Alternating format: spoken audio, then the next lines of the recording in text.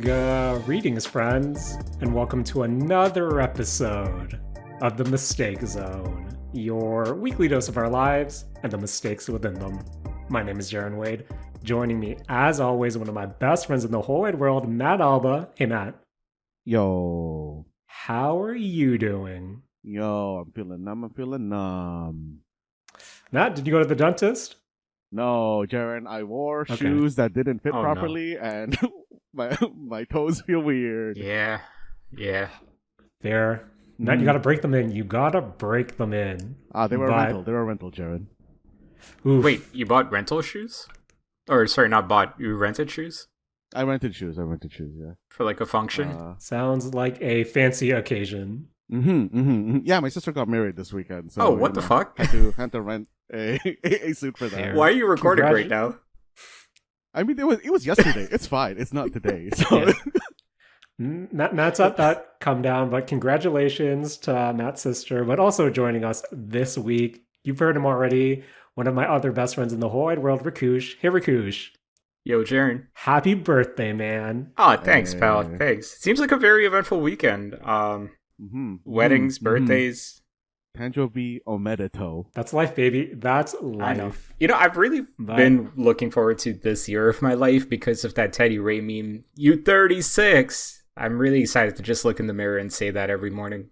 When I think of 36, I just think of the RDC World skit. Yeah, wait. About LeBron. No, it's not RDC World. You're thinking the Teddy Ray skit. No, Matt, I know what you're talking about. You're thinking of a different skit. And Matt, I love that. I love those guys. Those guys are so fun. Send me a skit later.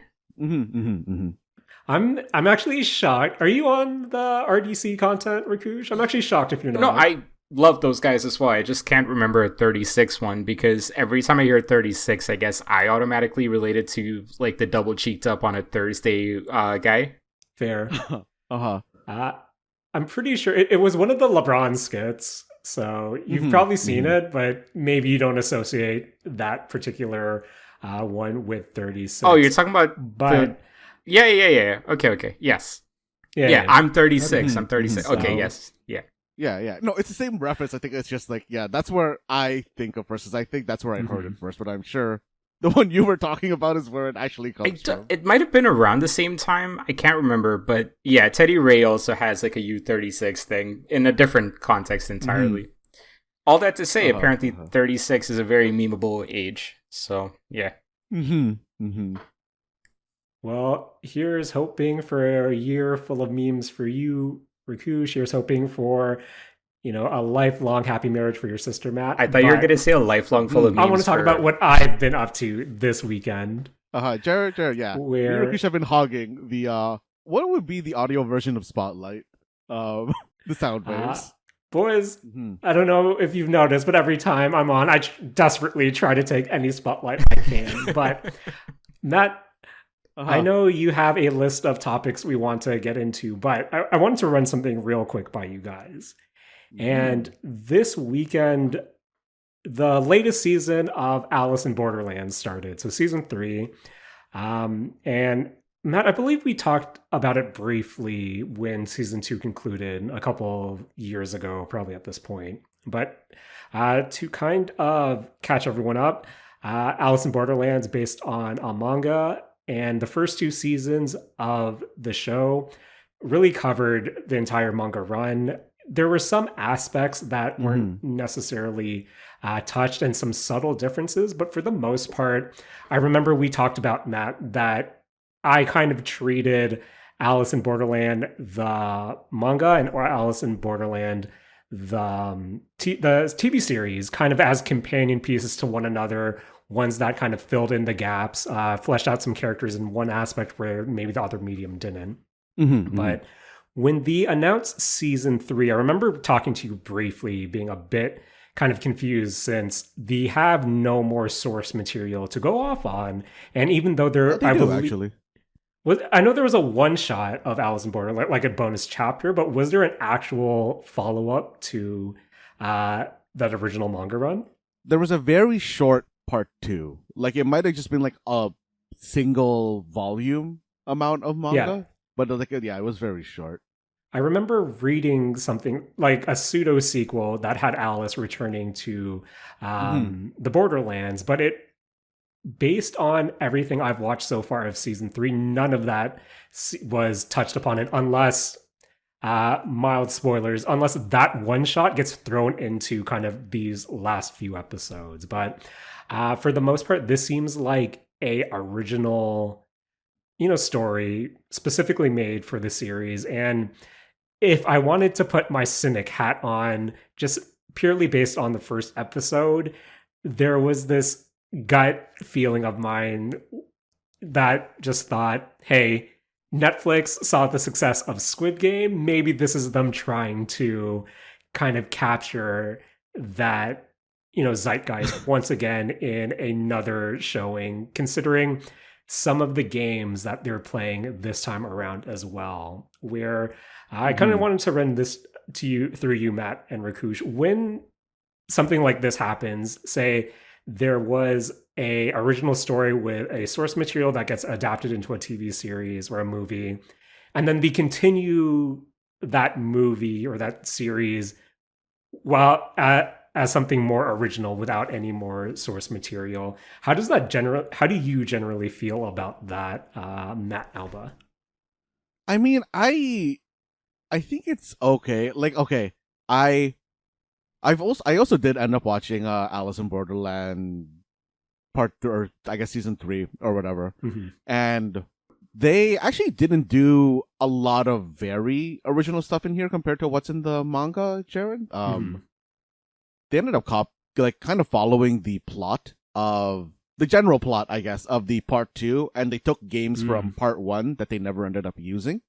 Fair. For this, but I guess going back to the question, I think I'm okay with it as long as it's not bad, or like in a way that it doesn't just ruin what was already written by the previous writers, I guess. But I think in particular, Jaren, for Squid Game and for Alice in Borderlands, they both do the thing where they open up a potential for an American spinoff. Just like, just so that Netflix has something in case they don't want to continue the Asian versions of the story. But I don't know. I feel like I really want to see what they're gonna do with the Asian versions of these spinoffs. Or not Asian versions, American versions of the spinoffs. I guess if we ever need a Vault episode, we can kind of go into a deep dive of season 3. And I guess I'll admit I only watched read that one shot of Alice in Borderlands where Arisu or Alice, he played that weird spaceship game. So I guess there was another part that I wasn't aware of. But I guess kind of in general, Rakush, when you have something that has a source material and then that kind of continues on in an own original work in another medium, in general, how does that kind of sit with you? I think it depends on what kind of medium it's followed up on, right? So one of the first examples that comes to mind for me immediately is Dragon Ball GT versus Dragon Ball Super, and how sort of like the reception behind those two is very different now, because GT historically did not have Akira Toriyama involved in it, and so the fans had a lot of backlash towards that, whereas with Super, he was involved in it, and I think maybe it's also just a different generation or a different time for the original fans to watch it, but I think it's more positively received versus GT. And so, like, I do think it sometimes also depends on how involved the original creators are with things like this sometimes, and how much of it just kind of feels like a cash grab. And without having watched Alice in Borderlands Series 2 or 3, I cannot really speak on whether 3 is a cash grab from like Netflix or if it is a genuine attempt at telling more of the story itself. Bit of a middle ground answer, but yeah, it just really depends. Yeah. No, of course. And oh man, Rakush, I know you did Squid Game for Be Dramatic before, but did you end up finishing 2 and 3? Squid Game? Yeah, I finished the whole series before we talked about it. Okay. Funny enough, like how does that go for the cash grab aspect? It's definitely a cash grab. Like oh man, yeah, like I do not think the show creator wanted to go past series 1 for Squid Games. Like I think he was pretty content. Sure he said too. Yeah, but yeah, I think Alice in Borderland was rich or is still a cash grab as it goes on, but I think it's far more coherent of a story than a Squid Game. To be fair, with Alice in Borderland, I remember watching series 1, and I remember it ending on a kind of cliffhanger that is typically like season 2 is gonna happen. So like that to me is a direct contrast to what Squid Games did. But like, yeah, I don't know about like where season 2 ended for Alice in Borderland versus series 3. So like that is something I cannot speak on. But yeah, it does seem like from what I'm reading up right now, like they are setting up international versions, which is basically Squid Games as well. So that I don't know. I don't know about that. Okay, guys. What do you think the chances are that, once Squid Game America and Alice in Borderland America become established? Crossover? Oh, God. Does Netflix ever cross over their properties like that? Or cameo properties and other properties? I don't know, actually. Not that I've heard of. I was actually literally thinking about that while watching Alice in Borderlands, where, not to kind of go into it, but Matt, a lot of these episodes either start or kind of end with, other players or another team kind of approaching our main characters.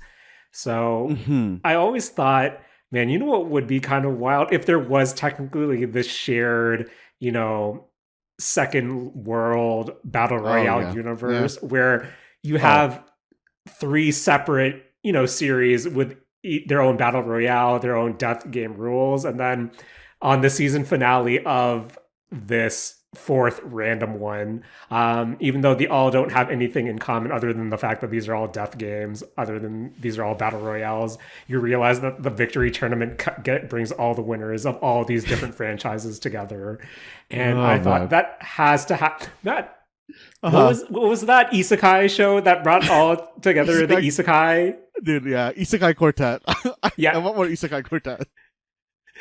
So someone has to make a battle royale quartet. They also gotta bring in something. Whoever wins the Mr. Beast version of Squid Games to that series. Oh, not bad. Did you guys watch the reality show Squid Games? Like, not a chance. Wait, no, I don't even know what you're talking about. It was kind of rough.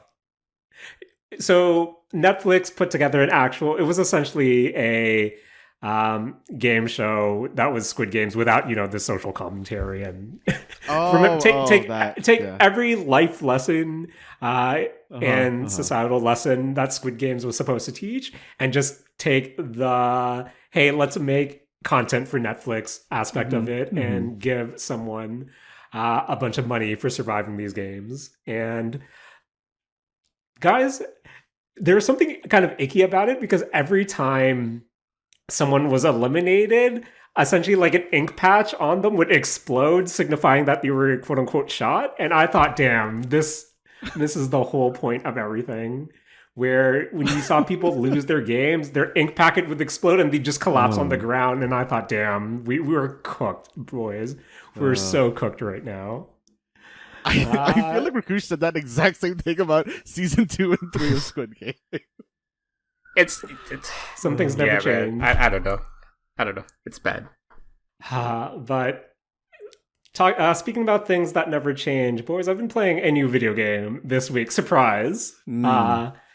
But this week saw the release of Silent Hill F. And this is kind of Konami's first new original attempt at a Silent Hill game outside the Bluebird team remake of Silent Hill 2, which was, really well received. And in many regards, I think this was the test for Konami to really, for general audiences to know, hey, is Silent Hill actually back? Just because, sure, Bluebird team can, hit it out of the park with Silent Hill 2, but that's already known properties. Can Konami bring forth just a new version of Silent Hill? And I think when this game was originally announced, this was kind of during that period where we saw a lot of different Silent Hill properties and projects being announced. And I know there was another one recently that played more like kind of a FMB game whose name kind of slips my mind right now. But I remember when OD or something like that. I believe it was another so. 2-letter one. Yeah. Yes, but I remember when Silent Hill F was specifically announced, and they had, I believe it was Ryu Kishi 7 or 07, or the Japanese way to say 7, attached as a writer. And that was what got everyone really interested, considering that their work in kind of the psychological horror visual novel space was really, celebrated, and a lot of people were excited just to see their name attached to this. But on the flip side, Silent Hill as a series, as a franchise, has this certain aesthetic, this tone to it, where it's essentially a Japanese view of what Americana horror is. And the fact that with Silent Hill F, this is a more traditional take on Japanese horror, where some people, were concerned that this would only be a Silent Hill in name only, and that this should have been a new franchise, since this kind of goes against what, Silent Hill is quote unquote supposed to be. And I guess my first question to you, Rakush, when you hear reception about that, when Silent Hill F is kind of announced that this is going against what the franchise is kind of known for, is that something that resonates with you, or is that something that, you don't necessarily see as a problem when new entries in a series are announced? Yeah, I remember when we were talking about this announcement initially, I can't remember what other game we were talking about taking chances, but one of the things I remember thinking in that moment was, we sometimes want like well-established franchises to take broader swings or riskier swings on just certain iterations of their games. And I kind of feel like leaving Silent Hill and going to like a new setting is as big of a risk as this franchise can take. And so at least like at that time, I remember thinking, why not? Like, it seems like a cool spin on things, so could be interesting. But yeah, I guess you can speak on that. Yeah. Was it a cool spin on things? So I think the last time I played a proper Silent Hill, unfortunately I haven't played the remake of Silent Hill 2 yet, but the last Silent Hill I played was Silent Hill 3. And boys, I know we were talking about Rakush's birthday, but that game came out on August 6th, 2003. So over 20 years ago was the last time I played a Silent Hill game. And while I personally don't agree with the sentiment that this is a Silent Hill in name only, boys, I don't know. When I booted that game up and I had to walk down, I started the game, I was walking down a hill and I see my first item that I interacted with. Just seeing that same text or really similar text or font that I was used to seeing over 2 decades ago, kind of those same feelings came rushing back to me, where right off the bat, the vibes for Silent Hill F are immaculate, where this does give me that same kind of pit in my stomach, uneasiness that I remember experiencing back in the PlayStation 2 days, back when we were, how old are we now, Rakush? 36? Back when I was a 16-year-old scaredy cat boy. So everything from the sound design and just that feeling of dread really takes me back. And that is the Silent Hill experience that at least I remember, even though that might be affected by rose-tinted glasses. And of course, this is me trying to make up for the fact that I just bought a brand new game. But right off the bat, the game does have a few trigger warnings, and one of those is, hey, this is a period piece. This takes place in the 1960s. The views are expressed as, for entertainment purposes, for storytelling purposes. We're going to deal with these type of themes. It was actually a more in-depth trigger warning than I was kind of expected. And right off the bat, you go into what our main character Hinako's home life is, and boys, it's not a good home life. And you realize that this girl comes from an abusive home. She had a big sister that something happened, and she's been left really troubled. And even from the beginning, you realize that, hey, Hinako has been shunned by a lot of her peers just because this is 1960s Japan, and the fact that she does associate with boys, she has friends that are boys, makes her someone that is easily one to, just bully or ignore just because of that tomboy aspect of her. Where even I've only played the 3 hours, and I think the total runtime is around 10, 11. But even then, it has a strong start that really grabs your attention. And I think my main takeaway from the first couple of hours is sound design is great.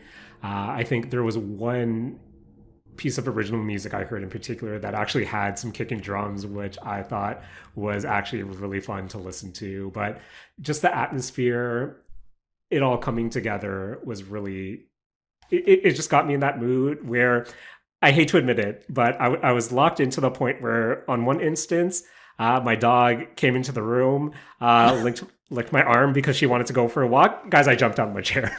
Nice. And then yesterday, I was locked in once again, and my partner came into the room and said something, jumped out of my chair again. Boys, I'm a scaredy cat.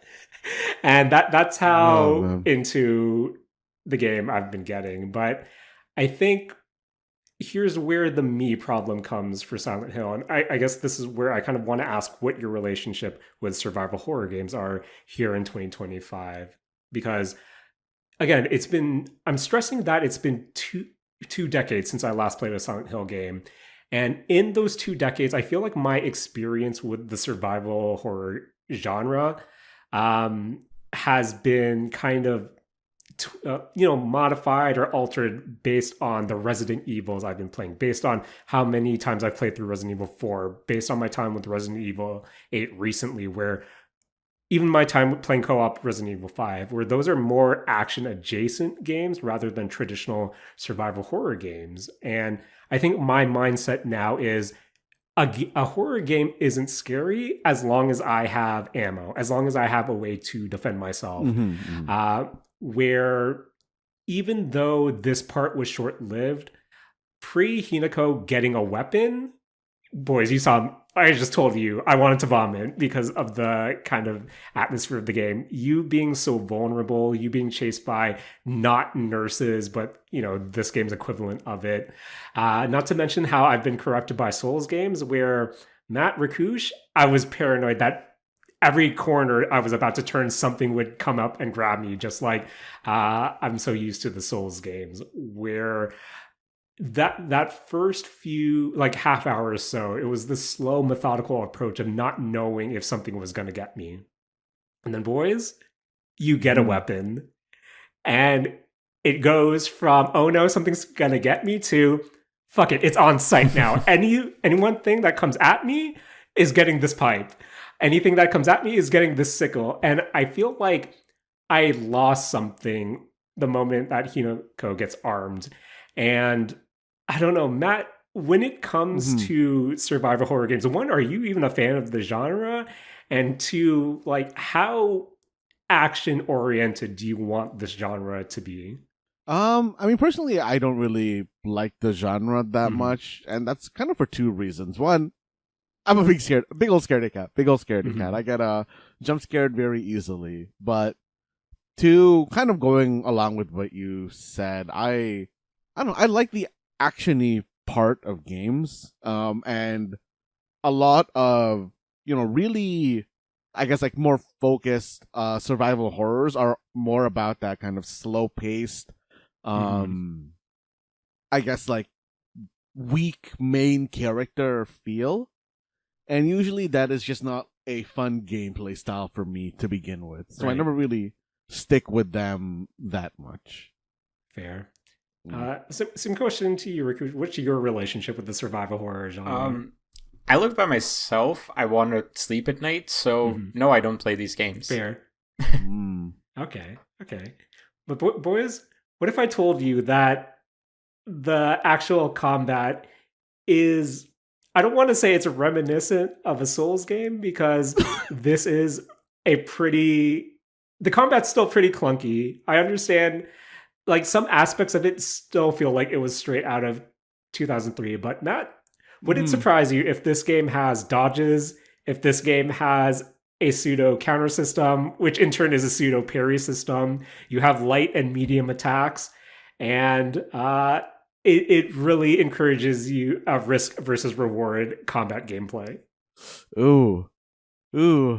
Honestly, that's kind of actually surprised me for a Silent Hill game, because I've always seen those as, not having. I mean, I guess I don't really like play that many Silent Hill games. It's more so a game I watch people play, but that I usually see those not having a very robust combat system, and it sounds like this is way more robust than I thought.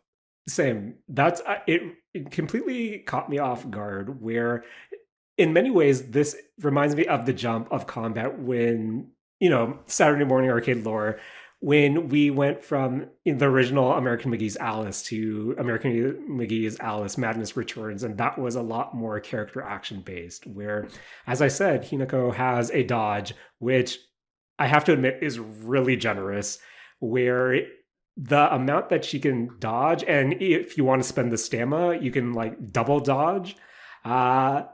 It feels pretty jarring, and when you consider that this is similar to that slow methodical combat where you're committing to your swings, where that aspect of her, swinging a weapon is kind of slow and clunky, but at the same time, her dodges are quicker than you would expect them to be.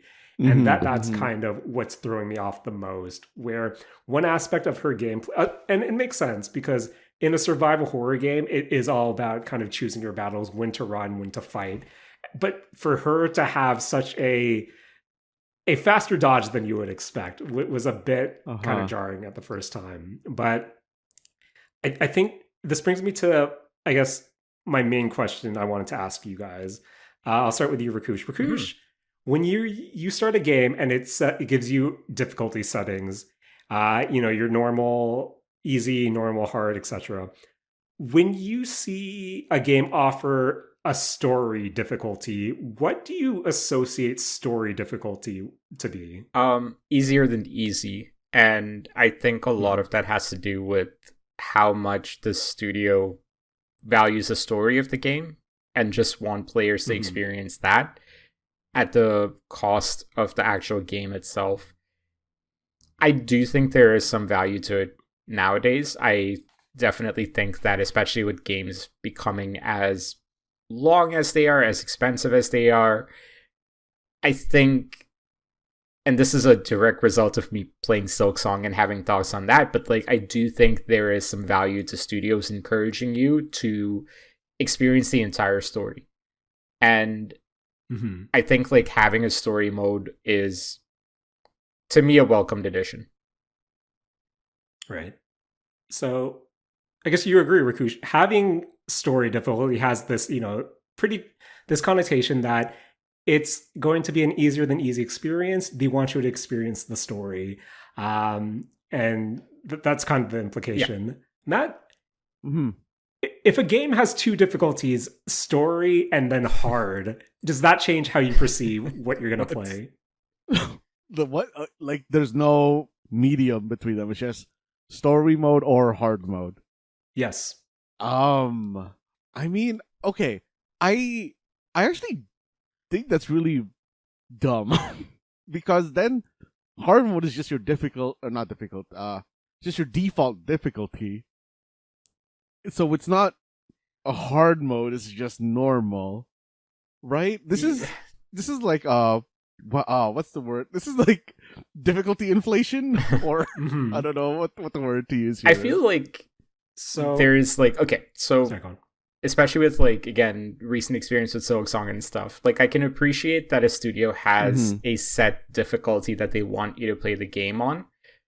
And then if you have the story difficulty, then that is basically the opposite of just experience the story, don't worry about the gameplay. I guess, like, throwing back to you, Jared, it's just kind of weird that like they named it hard mode versus like anything else. Because when I first heard that Silent Hill defaults you to the story difficulty, I thought, oh, maybe you have such a prominent writer in this field or this genre, maybe they want you to really experience that story. But when I first booted it up, instead of seeing story, easy, medium, normal, hard, it was just story or hard. And then kind of digging through it, I feel like, since we established we have this connotation of what story mode should mean, and in the context of Silent Hill, story mode means, hey, to preface this, story,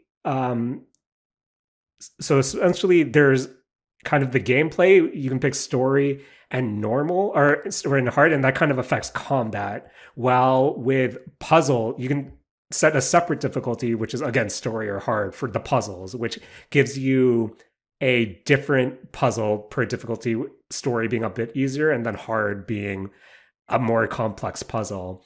And it defaults you with for combat is story, and then for puzzles, the default is hard. Where in terms of combat, say your health, and then let's say your sanity, that gets refreshed automatically when you go to a shrine or your save point. I guess your typewriter equivalent. But let's say during hard mode, if you were to be hit by an enemy, you'll lose you'll lose your sanity, but if you're hit during focus mode, you'll lose your max sanity until you pop a certain item. So with hard mode, it's a lot more kind of resource, health, sanity management. But with story mode, it's a lot more forgiving in that regard. So those are kind of the boundaries they set. My issue with how they're labeling this is, boys, remember when I said that the whole point of survival horror is to manage your resources, knowing when to fight, when to flee, etc. My approach of beating everything with a pipe goes out the window when you realize this game has weapon durability. And honestly, I've been finding myself resetting a lot of areas. Like, say I'll finish a major puzzle. If I realize that I kind of screwed up a few times, I'll reset the whole puzzle, go back to a previous save, because that means I won't burn through 3 weapons trying to fight off monsters. And I think my issue with having a story and hard difficulty is the fact that I understand they still want to get that survival horror genre aspect to it, but keeping weapon durability in story mode feels so at odds with what the story mode difficulty is trying to do, where if you want to balance all your kind of, your sanity, your health, I understand for hard mode, but then at this point, why keep it in the story mode difficulty? It's just this weird compromise. But again, I understand it's part of the genre, but when you're already making these caveats to experience the story, I don't know. It feels really out of place. And again, so far I've only run into a handful of weapons, and then of course you have a limited inventory system where, even though it really amplifies the fact that, hey, you really need to choose and pick your battles, sometimes you're forced into battles, and then sometimes you're leaving those battles with notably less resources than you would expect. And I think that's my biggest, the thing I'm really at odds in this game is it's such a weird balancing when it comes to actual difficulty, given all the different mechanics at hand. But Matt, I feel like I gotta ask you. We talked about this when Tears of the Kingdom came out, when Breath of the Wild came out. What's your thought on weapon durability in 2025? I still kind of don't really like weapon durability. It makes me sad at it. I don't know. It makes me want to get into that. I get way too much into that habit of I'll save the good thing for later, and then the good thing becomes outclassed, and you don't need it anymore. Yeah, I don't know if it's just a bummer to me, and honestly, curiosity got the best of me. Of course, there's a mod to remove weapon durability, but at the same time, it's you're labeling it story mode. I would assume that this should be in the hard mode, but it's just a weird compromise.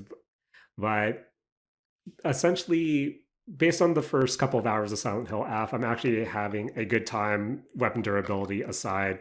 Some of the puzzles, honestly, some of my favorite parts of this game so far have just been talking to Julie and talking to my other friends who are playing and saying, hey, how fast did you finish this puzzle? What did you think of the hint system? All this stuff. But again, the vibes are there. Hinako, I think, is a really interesting character. I really want to see where her story unfolds. And one more thing I want to highlight, just based on production, is that there is a Rakush, you might appreciate this. There's actually a pretty comprehensive journal system here, where everything that happens, it gets inserted in your journal. And especially during the middle of a puzzle, if you're on the right track, it will kind of fill you in. Hey, I discovered this, or I discovered A, B, and C. And the moment you hit it, you can just go to your journal and then it just fills it out right there. So when you have to go put everything together, it's kind of just right there at your fingertips. And I do like every time something happens to Hinako, she's filling out this journal as she goes, where character profiles get more in depth, monster profiles get more in depth, kind of all these different notes, the context that you're finding, it all gets filled out. And it's the fact that Hinako is a teenage girl. They're accompanied by really elaborate drawings of everything that she sees. So when you go to a character profile, it's accompanied by a sketch that you would presume that Hinako drew of them. So again, the production is on point. But it's that, again, just I feel like the story difficulty, naming convention is weird. Combat is a bit jarring. And of course, this is a UE5 game. Hate to admit it, but the first 15 minutes of my playtime was me trying to figure out, hey, how do I make this game run to the best of it? My 5-year-old computer that is running a 3060 ability.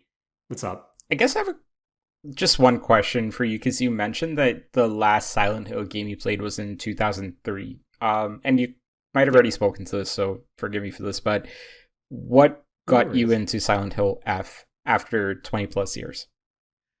Again, I think it's just aesthetic. Like, we haven't seen, I think in terms of the last few Resident Evils I've played, those are so, I believe, European inspired at this point, especially with Silent Hill 8, where I haven't played a traditional Japanese survival horror game.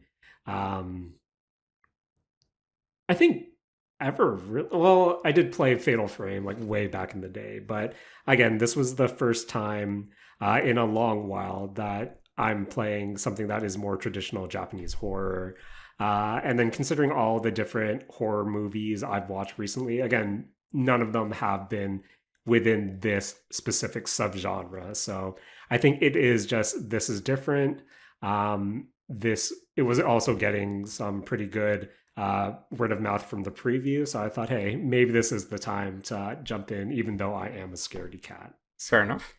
Yeah, that's why I went into it. But yeah, the game defaulted to, you can pick performance, you can pick quality mode. It defaulted me to balanced, and I feel like I just want all games to default me to performance at this point, so I can tweak it from there.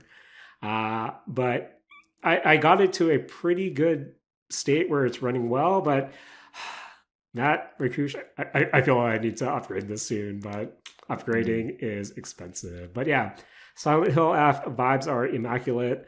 I really do recommend it. Really curious to see where the story goes. And who knows, maybe in the future, we can get Julian in once we've both finished the game. Just maybe talk a bit deeper into the story. But I do recommend it if this sounds like something in your wheelhouse. But Matt, speaking about, I guess, Japanese-inspired media, Tokyo Game Show happened, and I feel like with Tokyo Game Show, we saw a lot of different kind of showcases, either before the event or even during, kind of running in parallel or even kind of in coordination. But we saw a lot of announcements come out of the Tokyo Game Show. We had a Nintendo Direct a few weeks ago. We had a Sony State of Play. Even Xbox had a different showcase. I know we've been meaning to talk at least about Nintendo for a while now, but considering that we've seen so many different announcements in the past few weeks, Matt, right off the bat, what was the one announcement in the past few weeks that really caught your attention? Okay. I feel like this is going to be a really dumb one. Okay. For me. But guys, it was Danganronpa 2x2. Matt, this, like, I know you might have been saying that as a goof in mind, but kind of considering what the content they announced is, correct me if I'm wrong, but this is the first time a Danganronpa kind of re-release included essentially another story route, which from what I've been reading is kind of the whole length of the game. Where that is so interesting to me. What's your relationship specifically with Danganronpa 2? And maybe you can answer the question to me. Why does 2 seem to be the most revered one of the trilogy? I mean, personally, I am just generally a fan of Danganronpa 1 and 2. I didn't like the characters in 3 quite as much, so I kind of fell off of that one. And I think the reason I think that Danganronpa 2 might be more popular is I think that there's a lot more just waifu bait in there. But the Danganronpa 2 is, I think, also just a better, maybe not a better cast, but I think the cast like gels with each other better than the cast in Danganronpa 1.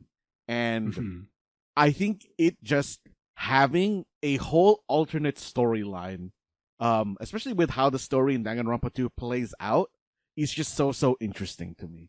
And I don't know, like the concept of having a remake also have an alternate telling is really cool to me. Like, I'm just imagining what if any of the Persona remakes that they released just had fully different, characters. Like, some of the characters that you were gonna play with, that were in your party, don't end up being your party. They just become a normal S-Link, and then maybe somebody else is the S-Link, or it's just fully different levels, or the order you get the characters is different. And that, as a concept, is just kind of interesting to me. Okay. And I don't know, Matt, I hate to admit it, I fell off Danganronpa 2 really hard when I played. And it's kind of at that point where it's been so long since I last played it that at this point I need to start over. But I never knew people were kind of really not on 3. So seeing this announcement, seeing everyone really excited, especially with the new route, made me in turn really excited. Where, Matt, are you ready to re-enter this world of despair? I am very interested depending on the price point. Because big fair. I'm pretty sure that if I play this, I am not going to be playing the original storyline. I'm just going to, if I can, dive into the alternate storyline, because that is really the thing that I'm the most curious about. Okay. Well, did they announce when this thing is coming out? Not to my knowledge. Maybe it might have been said somewhere, but I don't think they put it directly in the Nintendo Direct, which is where I first saw this. Fair. But Danganronpa, what was it, 2x2 mode or 2x2? Yes, which is right. 4. You Coming guys. soon. Danganronpa 4. Danganronpa 4 is confirmed. That can't be right. Oh, actually, that's actually pretty sweet. But also announced during kind of the Tokyo Game Show season, Rakush, we got the announcement of Yakuza Kiwami 3, which had a lot of the Yakuza fans, the Like a Dragon fans, really excited. Where Rakush, as someone here on the Mistakes with the most Yakuza experience, what was your take on the announcement of Kiwami 3?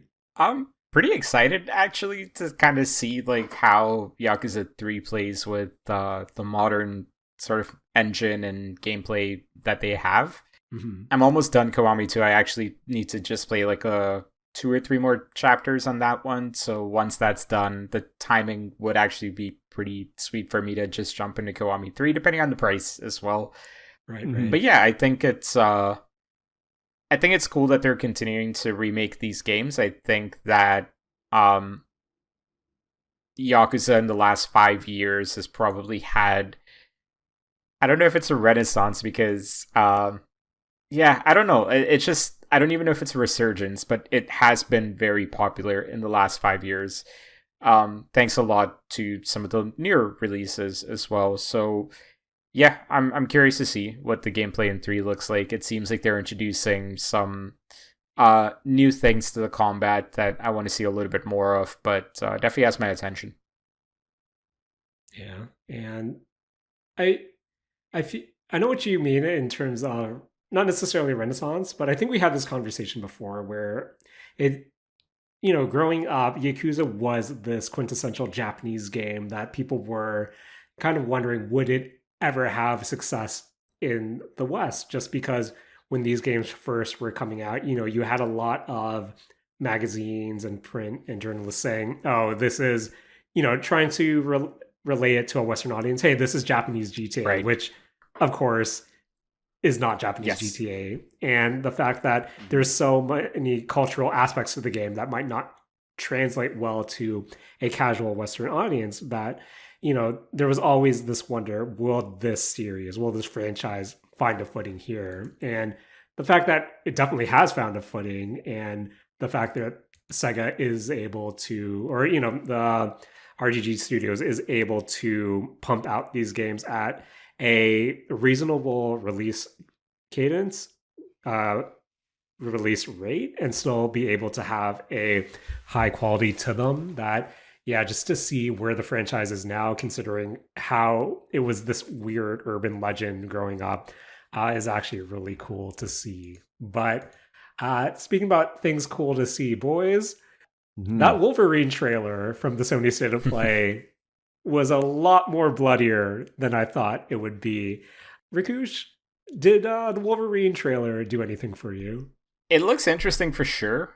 I don't know if this is a good sign or not, but it did give me a lot of flashbacks to like the movie Wolverine game, which was also ultra violent. So like, I think I'm gonna need to see a little bit more than just ultra violence with a Wolverine game to be interested in this. Yeah, fair. And that was definitely what I thought of. Where, speaking about kind of, reception from, media in the past, that original licensed Wolverine game from the movie, I just remember reading all these different outlets saying, hey, this is way better than it has any right to be, considering this is a licensed game.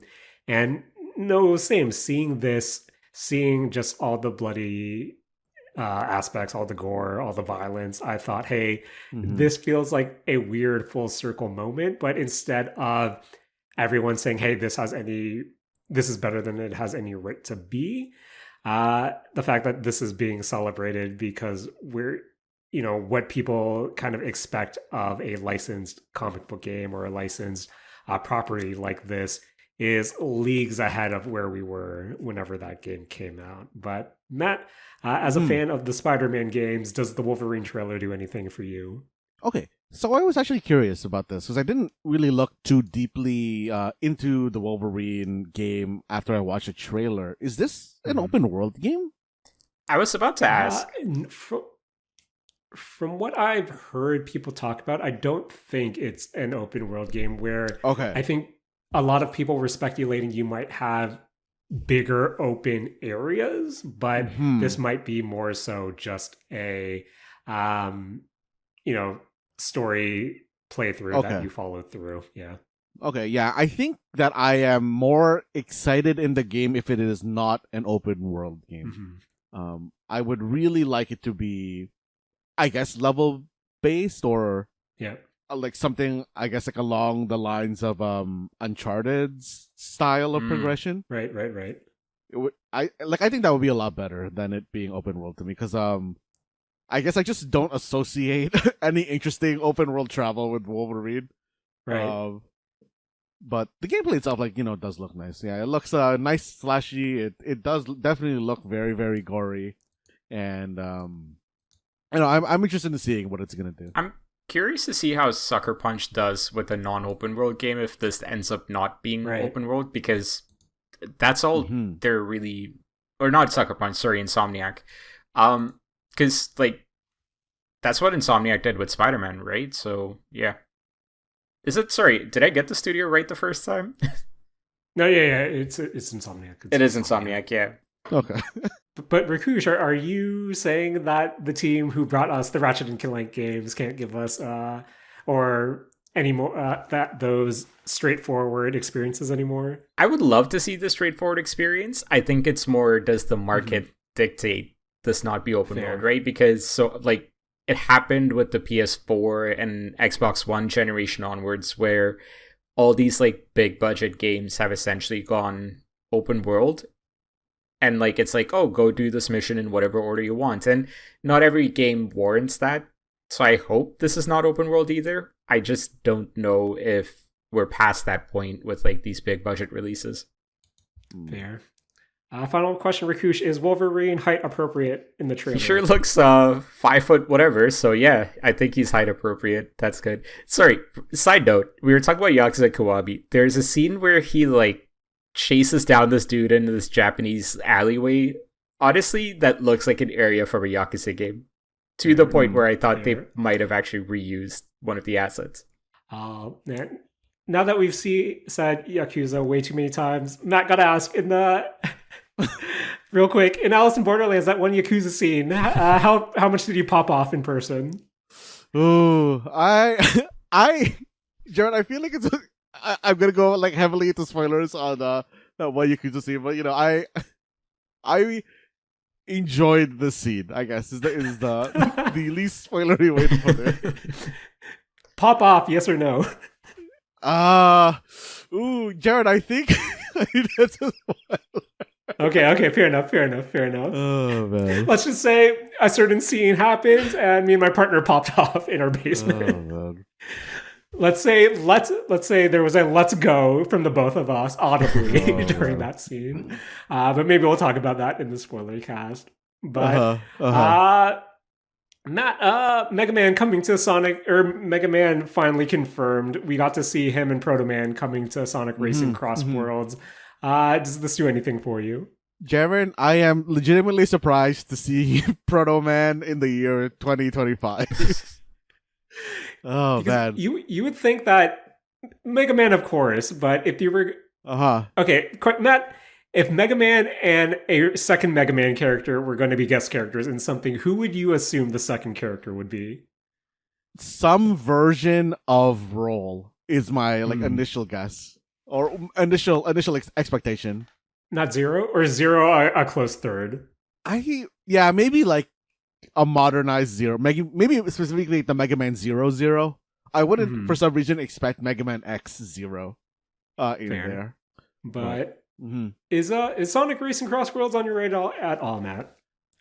I keep looking at this, Jaren, because, especially now that they brought in Mega Man and Proto Man, I really, this is my new Japan time. Okay. I guess.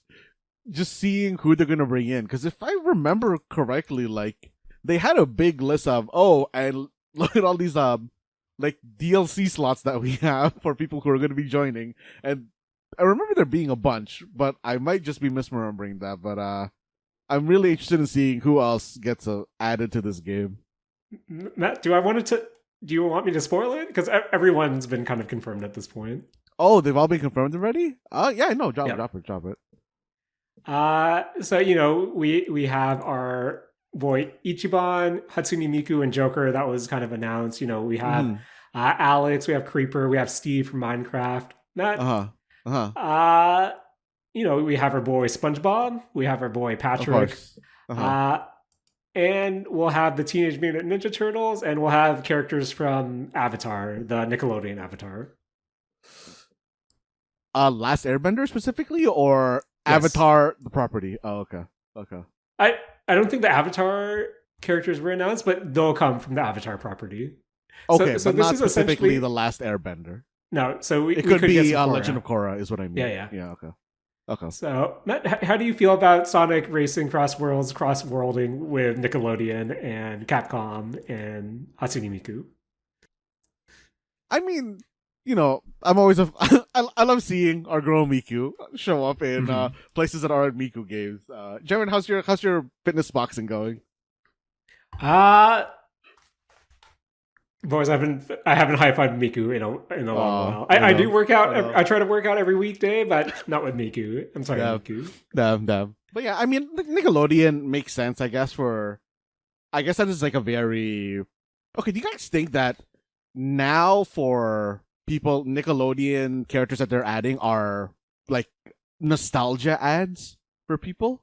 Because like you said, it's like the Sponge. Like, do you guys consider SpongeBob being in a game a nostalgia ad at this point, or is it more a pulling in like a kid's demographic? Is SpongeBob still airing? I think it is. Then to me, that's not nostalgia. Well, to be fair, from what I heard or what I read, the Teenage Mutant Ninja Turtles are from the latest Mutant Mayhem, like those renditions of them. That makes sense to me. Mm-hmm. Yeah.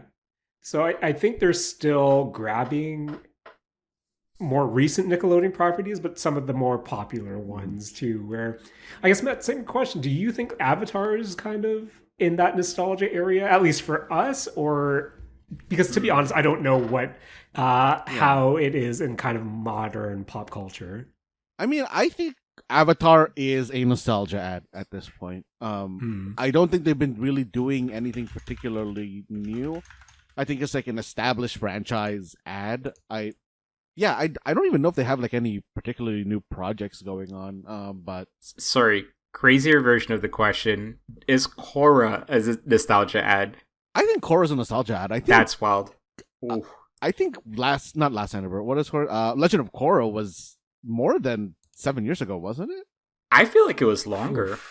Legend of Korra was 2012. Yeah, okay, so that's way more than this is very much in the current meme space of Skyrim is an old game, right? Like it's like 14 years old, right? Oh god. And I guess for me, it like viewing SpongeBob as a nostalgia ad to me is now very much in the same vein as Simpsons being a nostalgia ad.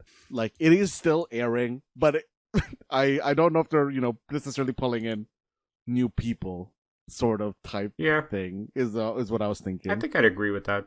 Oh, by the way, the rumor is the next Fortnite mini season will be Simpsons based. Okay. So take that for what you will. But speaking about South Park other characters things in Fortnite, sorry.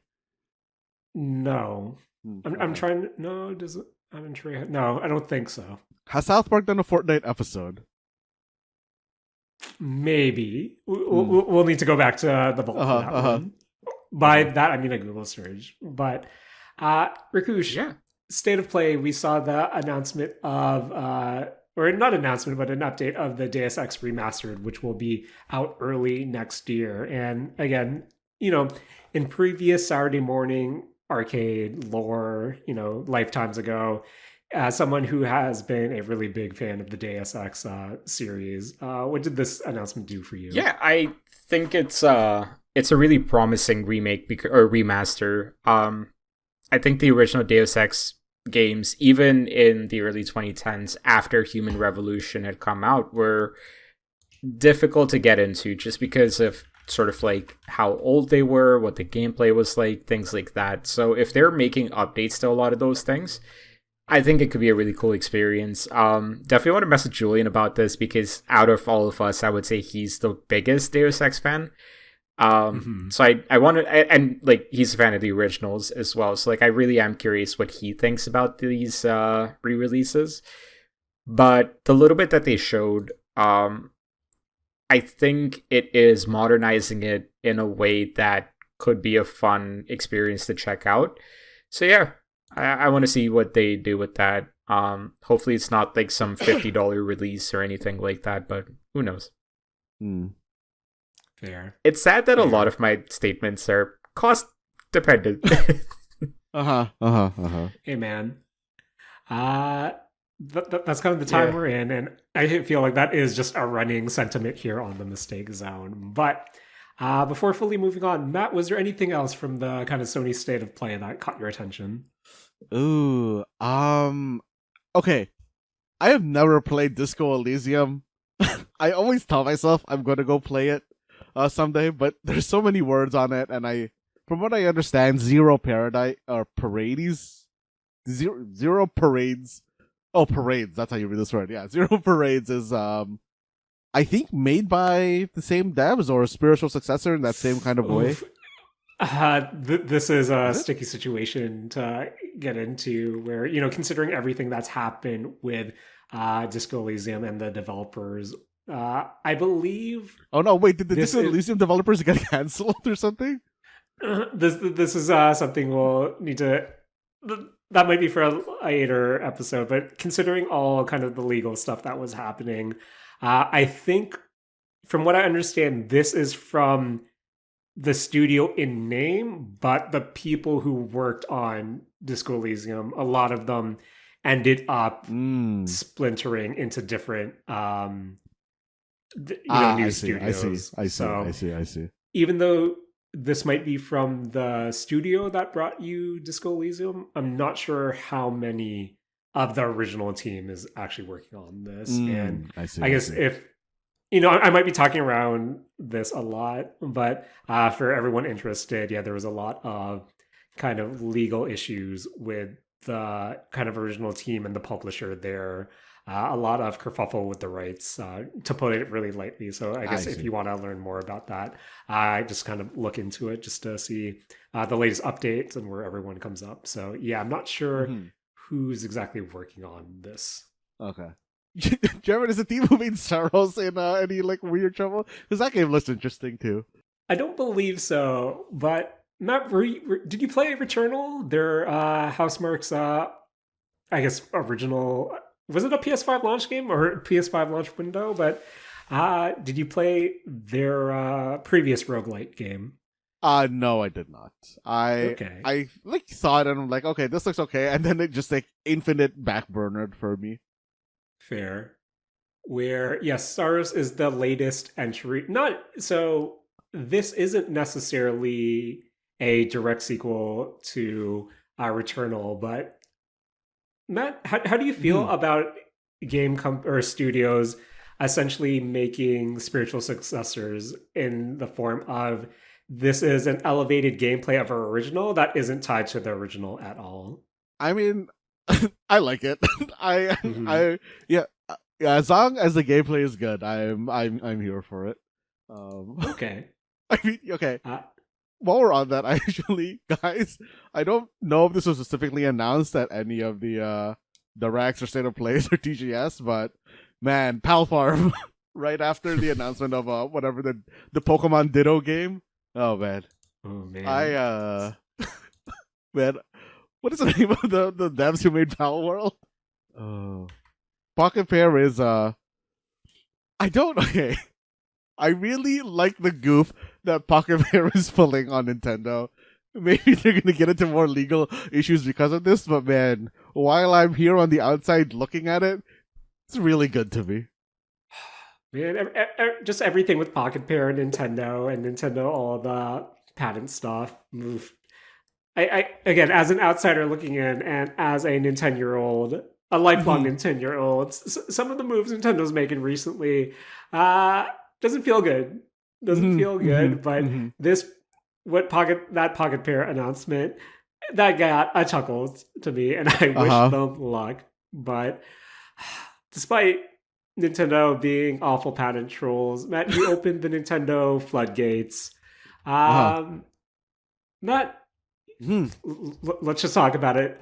Ditto turning into a person in Pokemon Pokopia. That ain't right, man. That ain't right. Dittos should not turn into humanoid figures. This should go against any rules, ethics of the Pokemon world. And Rakush, why is this an abomination? Dittos are an abomination. That's why. Fair. Matt, does Pokemon Pokopia do anything for you? I mean, it looks a lot like Palfarm, and Palfarm's doing it for me. So, the Ditto Farm game is doing it for me. Jaren, do you think that there is any chance at all that Duplica shows up in the Ditto Farm game? At least a mention, cameo, anything. Oh, realistically, in these Pokemon spin-offs, do trainers play a role at all, or do they usually make an appearance? I think it depends on if the Pokemon can talk or not. I think in any game where Pokemon can talk, there's no humans. But like, a follow-up question: how often does the anime characters pop up kind of in Pokemon games in general? Just because I think in my head canon, or maybe Matt, is the Pokemon the anime and Pokemon the game the same universe, or are these separate? I think it depends on which Pokemon game, but as far as the main line, like Red, Blue, Scarlet, Violet, like that thing, I think those are different universe. Fair. I think Pokemon Rangers is it's called Pokemon Rangers, the one where you draw the circle on the DS. The gotcha dudes. I can't remember the name of that game right now. I do not remember it at all. But yeah, I don't know. This ain't right, guys. This ain't right. But I think this is supposed to play more. This is coming from is this Bandai Namco? Are they helping doing it? So this should play more like Dragon Quest Builders rather than Animal Crossing, from what I believe. But okay. Yeah, this is coming 2026. But Matt, let's just get into it. The showstopper, the final announcement. We got a new Fire Emblem trailer for a new game, Fire Emblem Fortunes. Matt, where does the gun appear in the weapon triangle? Ooh. Okay. I think it's just going to kind of sit on its own, like Arrow. I feel like somehow they're going to make it so you can't melee with a gun. Unless they do.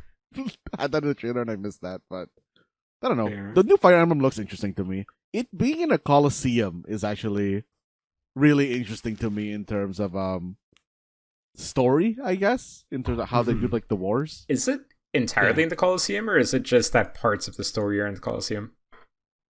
I'm gonna just like guess that parts of the story are in the Coliseum, but even having part of it in the Coliseum is actually kind of interesting to me from a, I don't know, tactic. Like the way that Fire Emblem has always done its tactics games, it's interesting. Right.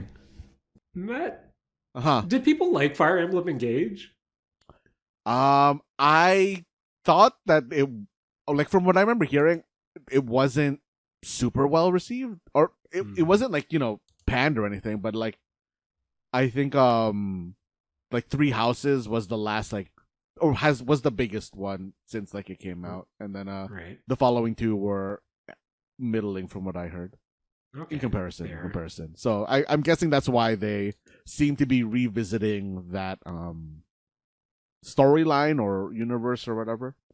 But, right, because I guess the post-credit, the post-credit equivalent for a trailer is like the one last thing we got a look at. I don't know, it seemed like a older or younger version of that one character from Three Houses, whose name escapes me right now. But, yes. Matt, if you had to switch to, would you be checking this out? Yeah, I think I would be. Yeah, no, yeah. I think I definitely would be like checking this out. It's far more interesting to me, and man, if I I was considering even just like going in on like Three Houses again, but that game is still like $90, and again, guys, money is of course not money is too expensive. Games is too expensive. Money is also very expensive. You buy it at a rate of $1 to $1. Sometimes actually it's even worse. Yeah, it depends on the country's dollar that you're buying. Yeah. Oh man. But speaking about the Nintendo Direct, Rakush, is Nintendo out of their mind for recreating the Virtual Boy as a physical item here in 2026? Okay. I love them bringing it back, but I think the part that I find insane is that everything is still in the red and black. Like, I think that's the best. Like, you're staying authentic, and I respect that. But holy shit, like, people's eyes are gonna be, like, just shot at the end of that, right? Like, there is no way that's not harming people's eyeballs. Oh, 100%. But how much do you guys want to buy it? Kinda want to buy it. If I had money, of course. Man. Yes, money pending, of course.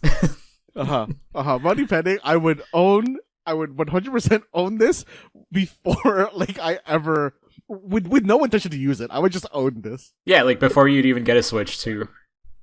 I think it works with Switch 1. Well, it's just a holder, right? So like as long as Yeah, so like as long as like the Switch tablet fits in there, like in theory you can do that. So yeah, I don't know. Yeah.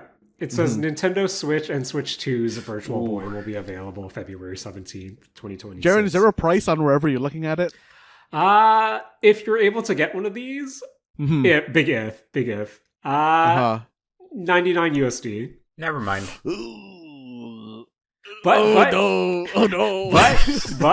boys, can Daddy Nintendo offer you the Labo version, the cardboard model? Oh god. For $25.99 or for $24.99 USD. The cardboard version is is it okay? Is it an elaborate cardboard version or is it like a Google Glass cardboard version? Boys, I will direct you to our chat, our group chat for the Mistake Zone for the cardboard version. Okay, it has lenses on it. Okay, that makes a bit more sense. Sorry. The part of this that's like really throwing me off though is that it's got the Joy-Cons connected to it, so it just feels like you're holding it at ear's length like while wearing this. Okay, yeah, the fact that this doesn't have a strap on it is crazy. Boys, it's in stock. You should buy it, Jared. For the show. You should expense it for the show.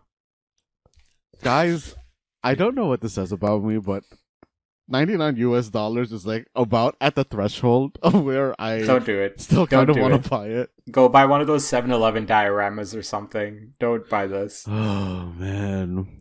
That Mario Tennis Fever launches February 2026. Does this do anything for you?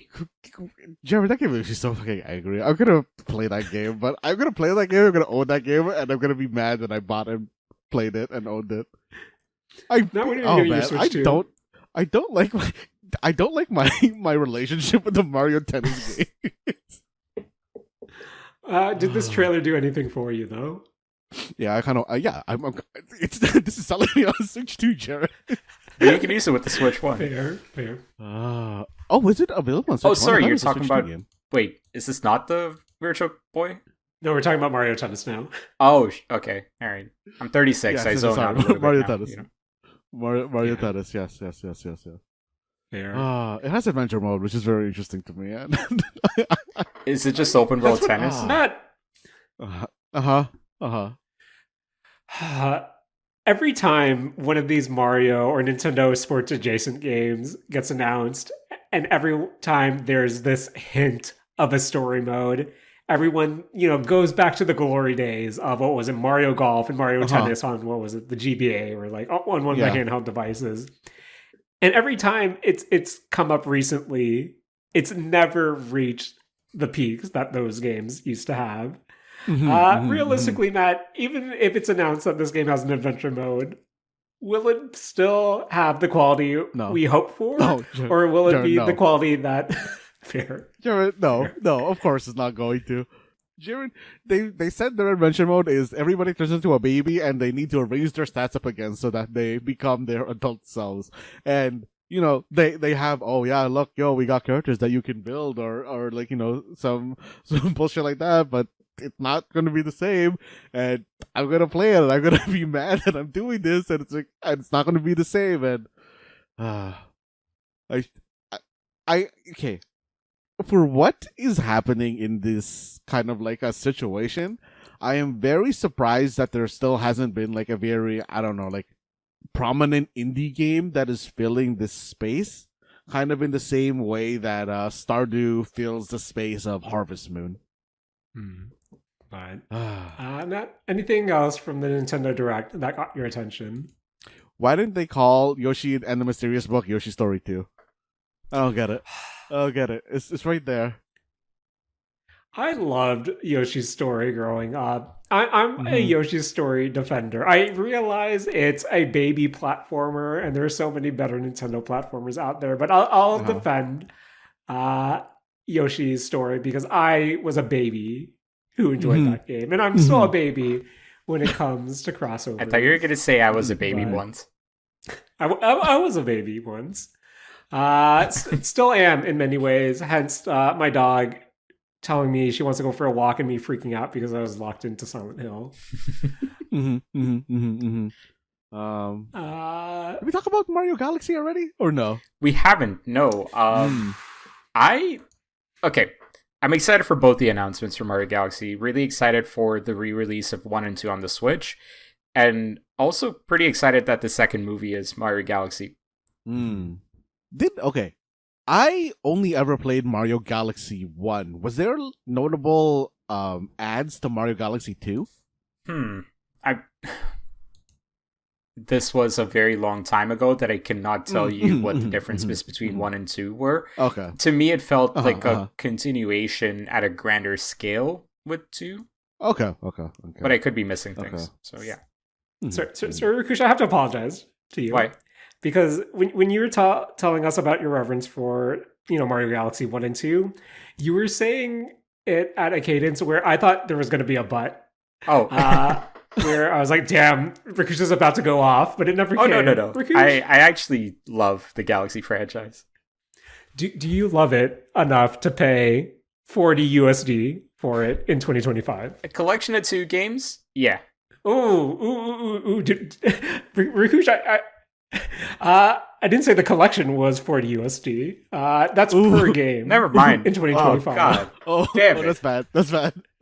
I was about to say, that's way cheaper than I thought. I thought this would be a $60 USD drop, but Jaren baited me into that answer. Damn you, Jaren. Wait, these games together is $80 US? So Matt, Rakush, I'm on Nintendo.com/en-ca /store. And I'm looking at Super Mario Galaxy TM plus Super Mario Galaxy TM2. Boys, would you pay $99.99 CAD for this package? No. Ooh. No. I'll spin up Dolphin or whichever the one was for the for emulating Wii games. Allegedly. So you love these games, huh, Rakush? I love him, but not. You're not in love with them. Not $50 for remakes. Love him. Yeah.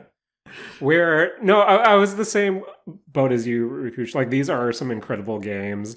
But again, we're looking.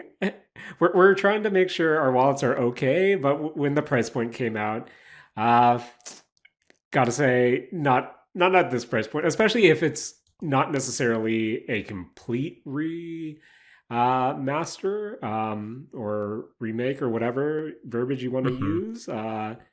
But yeah, I think that's going to be a hard pill to swallow for me, despite these being some incredible games. Yeah, that's crazy, man. That $100 for that is insane. Canadian, sure, but that's not great. Here I was, all excited at the start of that conversation. You know what? I blame this on Mr. Bowser leaving Nintendo. Oh man, boys, how excited are you for the upcoming Mario or the next Mario movie based on Super Mario? Well, not based, but with sharing at least the name of Super Mario Galaxy. I'm pretty excited for it because I just kind of feel like Galaxy as a game or as a concept works nicely as a movie personally. So yeah. Okay. I'm curious on what they're going to do with it, because I'm wondering what the okay, obviously with the name Galaxy, you expect some kind of space stuff. Yeah. And I'm wondering what space stuff they're going to be doing and how space stuff it's going to be. Would you guys be surprised if you saw non-Mario characters in this, like Kirby or I mean Yoshi's Mario, but like you'd see more Yoshi, you'd see Kirby, maybe you see. Well, I mean that was the post-credit scene. That would be Zelda, the Yoshi egg, because that's the next thing they're working towards. No. I mean in the first one, the post-credit scene was Yoshi, so if Yoshi is going to play a prominent, right, at least a more of a role in this one. Yeah, you would imagine so. Maybe you see like Baby Mario from like an alternate universe or something. Like realistically, considering the rights for specific Nintendo properties going to different studios, I feel like any post-credit scene is going to be, or at least any characters that appear in these movies will be within that Mario kind of wheelhouse, the Mario kind of franchise as a whole. Just because even if you think, I think it would be cool if there was like a Link cameo or something, but considering who's actually producing the Legend of Zelda movie, is it not the same studio? Considering all that stuff, no, that's a live action movie. Wait, really? Zelda, I believe. Yeah. It's live I'm very surprised by that. The most non-Nintendo Mario thing that I'm really genuinely expecting to be in this movie is like if they're in some hangar, like Samus's ship will be there. That is what I would expect to be in or like a Star Fox ship flying, I guess. But the the R-Wings. Yeah. Then again, I'm not sure if Star Fox was announced for something, but yeah, I think the most we'll get at this point might be some sort of like reference, maybe like a logo, a Star Fox logo somewhere too. Maybe a Metroid. But yeah, I think considering the different properties and who's licensing what at this point, I think it might be hard to do anything more substantial. But yeah, I'm excited. Boys, gotta ask, we seeing this bad boy in 4DX? No, not this one. Oh, really? I feel like I'm just gonna go see every movie in 4DX if I have to go see it in the theater. I think I'm gonna be selective with 4DX, just the theme of the episode, price point. Like, I don't want to spend like $30-$40, whatever that ticket costs for like every 4DX. Like, I think I gotta hear good things about it before I commit to it. But this one, I don't know. It doesn't seem like there would be anything worth experiencing on 4DX. It's no Airbud. Well, no Airbud. Oh, we're watching Airbud in 4DX though, right? Every time he moves the ball, it's definitely going to boot the seat. Yeah. Okay, do you guys genuinely think Airbud has the potential to get a 4DX release? Yes, because I want to keep this show going for as many weeks as I can. Fuck no. Oh, that's so sad. Actually, I would say no, but if Airbud did get a 4DX release, I wouldn't be that surprised. But maybe that's Rakush's influence on me now. But not anything, not even Nintendo Direct, any other recent announcements that caught your attention. Jaren, are you going to be playing Suika Game Planet? No. Okay. I still have a bunch of HoloLive members to make in the HoloLive treasure, whatever it's called.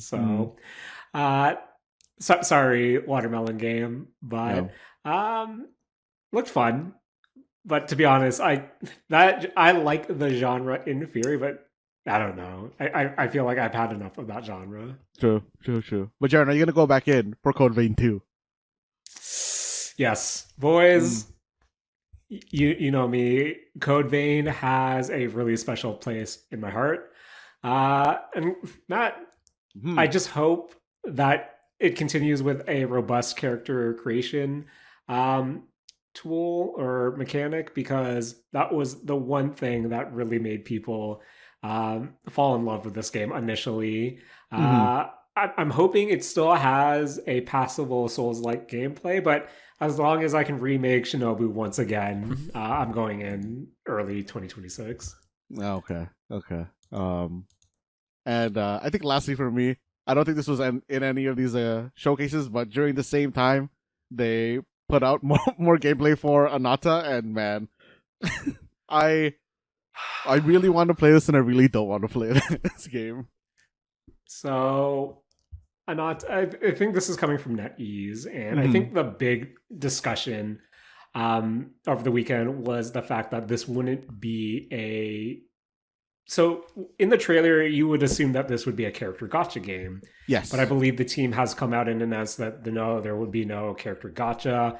All the characters you release, you'll be able to get access to. And the way we're going to monetize this game is through cosmetics, through costumes, different car skins, different cars. And I think they're really trying to go for that.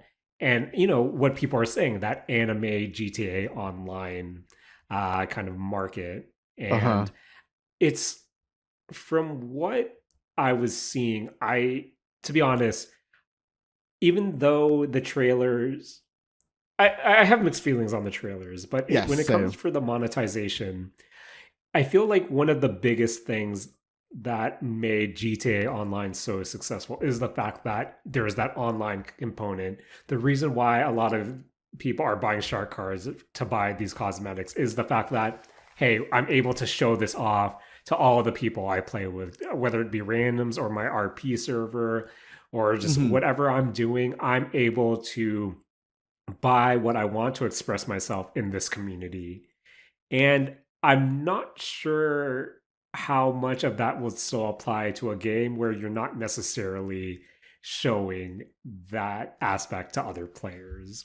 Where I was excited on the one hand to see that there was no character gacha for the game, because Matt, I've been crashing out way too much over the past few weeks to you lately. But at the same time, I'm really curious just to see how that monetization works out. And then going to the gameplay, the trailer itself, Matt, what is this game's identity, if I have to be 100% honest? This looks like... Okay, I know people are saying anime GTA, but this is looking more and more to me like Anime Saints Row, and I think that's more where I would want it to be, and more where I hope it develops towards. Right. Where I'm going to check it out, but I'm really approaching that point where balancing all these free-to-play games is really making me sad. Yeah. But yeah, I think that's everything that kind of caught our attention from all the different, showcases and announcements over the past few weeks. But boys, that was the past. This is the now. And right now we have to get into this week's edition of the Don't Match Me Challenge, where every week one of us will bring forth 5 questions. And all you have to do, our friends at home, is come up with an answer that doesn't match, I guess, the question answer's answer. So this week, I'm bringing you another edition of the Don't Match Me Challenge. So please enjoy my 5 questions and make sure your answer doesn't match mine. If you want to play on normal mode, that's all you have to do. But if you want to play... Sorry, boys, if you want to play on story mode, you have to not match me. But... if you want to play on hard mode, you have to make sure not to match Matt and Rakush as well. Because, boys, as I said on the top of the episode, it was our boy Rakush's birthday recently. So, guys, are you ready for the Don't Match Me Rakush edition? Oh, jeez. Oh, no. I did not expect this to come. Okay. Guys, what if I get myself wrong in these answers? Oh, man. So, boys, I've been friends with Rakush for many, many years now, and in trying to come up with this Don't Match Me challenge in the last, let's say, hour and a half, this put me in the spot of, do I actually know my friend Rakush? But better yet, do you guys know them enough not to match me? But question one, Rakush, you worked many places before. Yes. But one place I associate your resume with was McDonald's. Yeah. Question one. It's my first job ever. Name any McDonald's menu item. Name any McDonald's menu item. So in 5, 4, 3, 2, 1. If you said a quarter pounder with cheese, you're out. Oh man. Boys, I loved the quarter pounder growing up, but Rakush, as the birthday boy, what was your answer? I actually went with the McFlurry because I, a year into the job, had the responsibility of cleaning the ice cream machines every second Sunday. Ooh. Rakush, as an insider, was the ice cream machine not working as many times as you would expect it to? Hey, listen, my store's ice cream machine worked every single time that it wasn't being cleaned, so I'll take some credit for that one. I don't know what it's been like since then. Other stores just needed a Rakush. That's all. Okay, fair. Matt, what do you got? I mean, I went with the old reliable, the Junior Chicken. Oh, classic. Which I think is the American McChicken. That always confused me when I heard American people talking about McChickens. But I thought the Junior Chicken was the small boy, and the McChicken was the big boy. Yeah. I think that's how it is in Canada. But unless America also has just $1 Big McChickens, which honestly that might be the case. I've always heard McChickens referred to as just being $1, which would be crazy if that's like the big breaker. Yeah, I don't know. I haven't been to an American McDonald's in quite some time. So, but yes, question 2. Our boy Rakush is a fan of the AEW wrestling. So, since he told us about his time at AEW All Out Toronto, if you need for question 2, just go to your browser and type in AEW roster, because for question 2, name any currently active wrestler on the AEW roster. So name any active AEW wrestler. I am very curious who Matt comes up with for this one. So name any AEW wrestler in 5, 4, 3, 2, 1. Guys, we talked about Like a Dragon earlier, so I have to go with Samoa Joe. Ooh. Yeah, it's a good one. Rakush, who'd you name? I gotta go with one of my favorites of all time, Kenny Omega. The best bout machine. Of course. Matt, who do you got? Guys, basing this pick purely off pictures of them, I am gonna go with someone called Hologram. Good answer. He looks like a bunch of Dr. Doom. Who is apparently now out for the rest of the year. Hate to see it. Yeah. Hate to see it. Oh no. Oh, man. But, boys, for question 3, Saturday morning arcade lore, we used to give Rakush the sports nickname. And, of course, the first sport I associate with Rakush is baseball. So for question 3, name any Major League Baseball team. Name any Major League Baseball team. It's going to be really easy to match with me on this one. So, is it? Extremely. All right. So, name any Major League Baseball team in 5, 4, 3, 2, 1. Boys, I went with the one team that collaborated with Niki recently, or within the year. The San Diego Padres. Oh, man. Man, it is crazy how many of these West Coast teams are just like straight up buying into this anime culture. Oh, man. But, Rakush, I think we all know your answer. Yeah, it's got to be the Boston Red Sox. But funny enough, so the regular season just ended today, and the way the playoff bracket has played out is I might need to step away from baseball for a couple of weeks because otherwise I'm going to revert back to an older, more aggressively sports version of me because they face the Yankees in the wild card series, and if they win that series, they are facing the Toronto Blue Jays. So I really need to potentially step away from watching baseball for a little bit. Okay. Matt, what do you got? I mean, I just stayed local. I just went with the Toronto Blue Jays. Oh god, fair.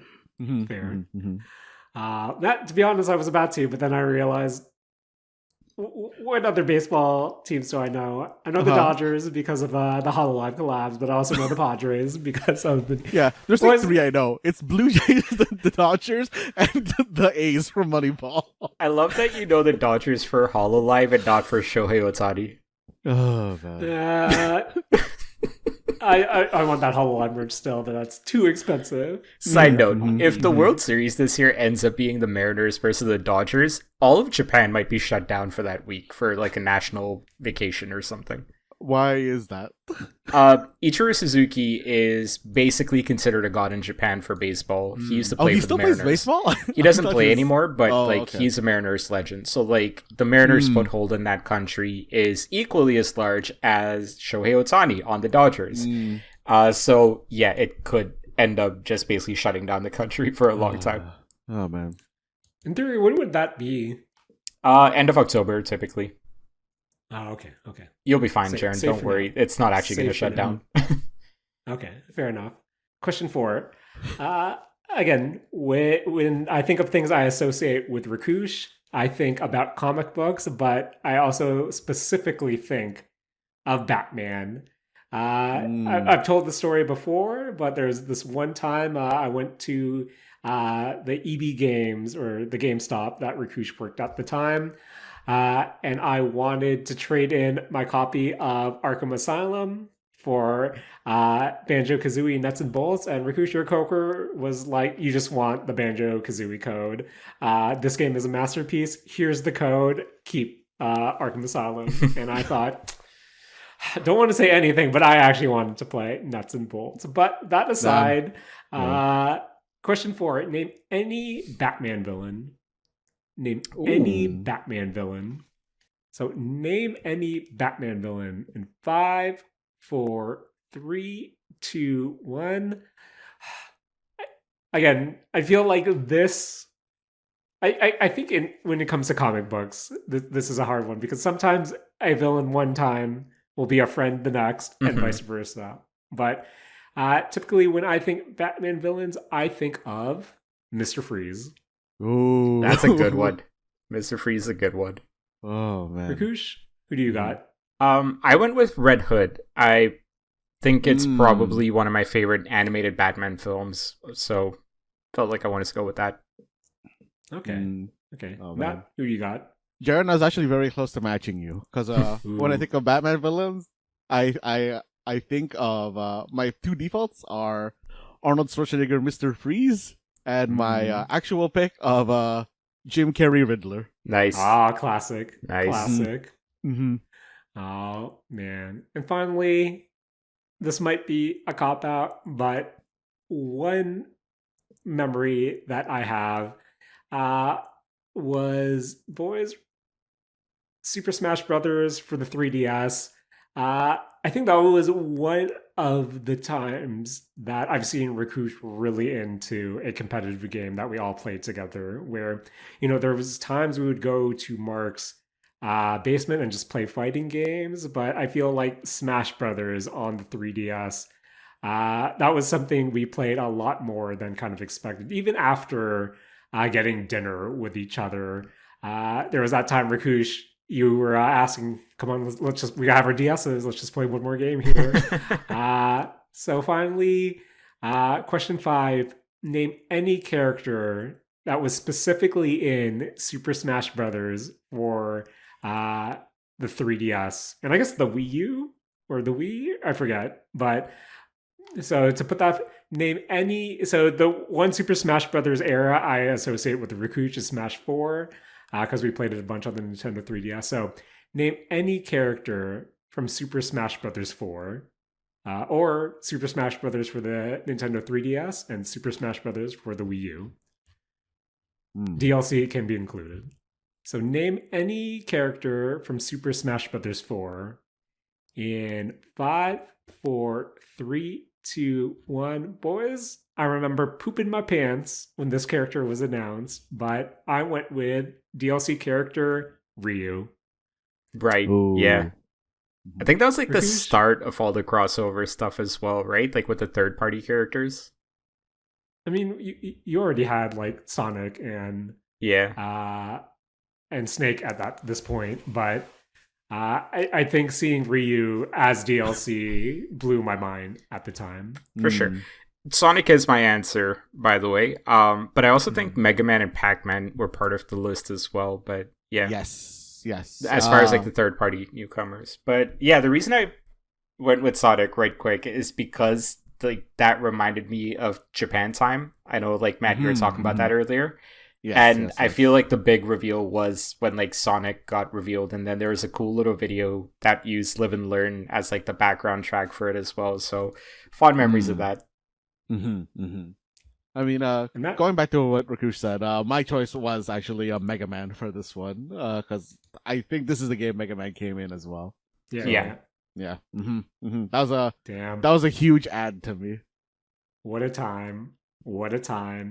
And good old days. What a time for Rakush to be 36. Happy birthday, Rakush. And hopefully all our friends have survived this week's Don't Match Me challenge. Well, thanks, guys. I actually got a little emotional during that, man. I don't know. That was actually pretty cool. Thank you. I love you guys. Appreciate this. We love you too, Rakush. I also love the fact that, boys, went to the movies today and was still able to sneak in my Demon Slayer cup. I'm happy for that you. Thing Jared, no. paid for itself. Jared, you're 36. You can't be drinking that much soda anymore. Is it zero sugar? Did you get the zero sugar soda? Yeah, of course. There you go. I have You're to. fine. You're fine. Okay. Yeah. Okay. He's fine. He's fine. But I gotta say, for something I paid $7.99 for, Cineplex, you gotta really work on your quality control. That the design's already peeling from my cup. And that might be because I've been sneaking it in a bag into theaters. But do better. I tried to sneak in a drink when I went this week. Got caught. Damn. Well, Rakush, I say this as someone who loves you. Damn, you suck at this. I do. You know what? It was hubris on my part. Like, I wasn't even trying to hide it or nothing. I just thought, it's a part-timer. They typically let me through. Not this time. So, lesson learned. You gotta at least, show that you're trying to hide it. I'm gonna take a bag with me next time. Wait, did you just walk in with like a water bottle in your hand? Pretty much, yeah. That's on you, Rakush. That's on you. Yeah. Listen, it's my fault. I take full responsibility for this. I mean, yeah. They can be a part-timer, and I'm sure like most of them don't care, but you gotta at least, make it so that it's not so blatant for them. You know what I think my mistake was? I went to a VIP cinema to watch it just because I wanted to see what the experience was like. And it was like way bougier than I actually thought that VIP theater was going to end up being. So like, also it was like pretty empty as well. So guys, yeah. How do you, I don't know if you've seen this. How do you guys feel about the, those like Chinese cinemas that serve hot pot while you're watching a movie? Do you think you guys would do that? I've seen videos of that. Okay. I think my biggest issue with that would be not enough lighting for the hot pot. Fair. Otherwise, I would love to try it, but yeah. Would like to try it. And that got me shout out the 4 other people who gripped it and ripped it during the start of the movie. I kept count.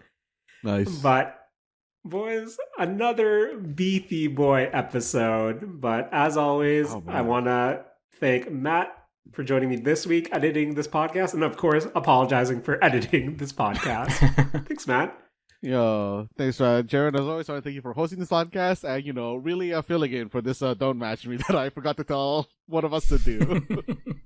No worries, man. No worries at all. And of course, gotta thank the birthday boy for joining us this week. Thanks, Rakush. Thank you guys, man. Great episode. Real fun. Thank you. Oh, man. Who else do I want to thank? Boys, one thing for this week, because I know it's pretty long. I'm looking at this first look at Zoe from K-Pop Demon Hunters in Fortnite. Damn, that's a good model. That's a good Fortnite model. But other than that, Matt, take it away. This has been Mistake Zone, and we're all out of wanting to pay money for video games. And drinks, that's in the flex, apparently.